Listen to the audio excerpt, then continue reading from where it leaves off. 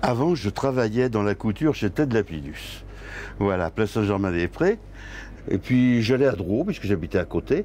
Et puis je me suis trouvé, si vous voulez, attiré par les verreries. Et j'ai commencé à acheter pour moi des choses.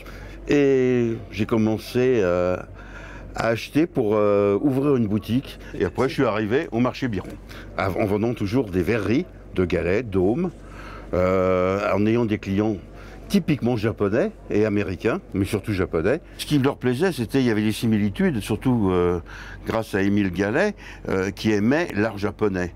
Donc on peut retrouver sur des verreries qu'il a créées avec des modèles typiquement japonais. Donc ils retrouvaient leur culture aussi. Dans l'art nouveau, dans l'art 1900, c'est surtout les plantes, les fleurs. Chez Émile Gallet, qui était un botaniste avant tout, vous retrouvez la fleur comme elle existe vraiment dans la nature, sur un vase ou sur une lampe, ou sur une suspension. Chez Daume aussi.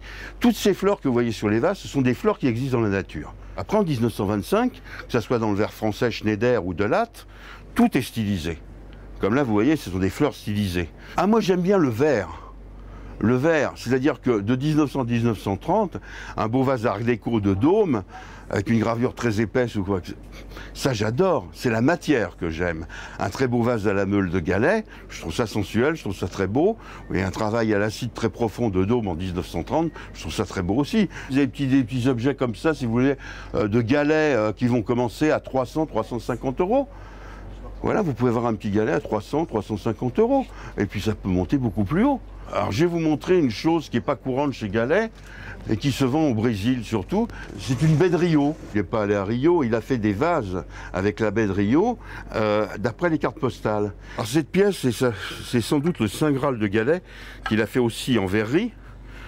Et celle-ci est en céramique et chose étonnante, il y a à l'intérieur une cristallerie de Gallet aussi qui s'incruste dedans. On ne connaît que la photo de cette pièce qui se trouve au musée d'Orsay. C'est sans doute une des premières pièces d'Émile Gallet, puisqu'elle est datée de 1872. Donc j'ai eu cette chance, et là c'est vraiment un objet exceptionnel, par le fait que ce soit le Saint Graal, et que ce soit une des premières pièces de Gallet. Le thème c'est le corbeau et le renard, mais c'est quelque chose, c'est vraiment très japonisant. Et vous allez voir l'autre côté. Alors j'ai aussi des bronzes et ivoire, mais ça c'est plutôt 30, celui-ci est 1900. C'est un bronze et marbre de Carrare par un artiste qui s'appelle Berthoud et qui a fait pratiquement que des représentations de Sarah Bernard. Donc c'est certainement Sarah Bernard aussi. C'est toujours une très belle marchandise qui est de plus en plus rare, puisque faut pas oublier que la matière c'est quand même du verre, que ça se casse. Bon, maintenant, moi je conseille aux collectionneurs qui veulent acheter quelque chose, c'est d'acheter chez un professionnel, parce que malheureusement, il y a eu beaucoup de faux. Et ces faux sont reconnaissables par un professionnel, mais beaucoup plus difficilement par un particulier qui veut monter une collection. Donc, ce n'est pas beaucoup. Vous savez, on dit toujours, ce qui n'est pas cher, souvent est très cher. Et ce qui est vrai pour les faux.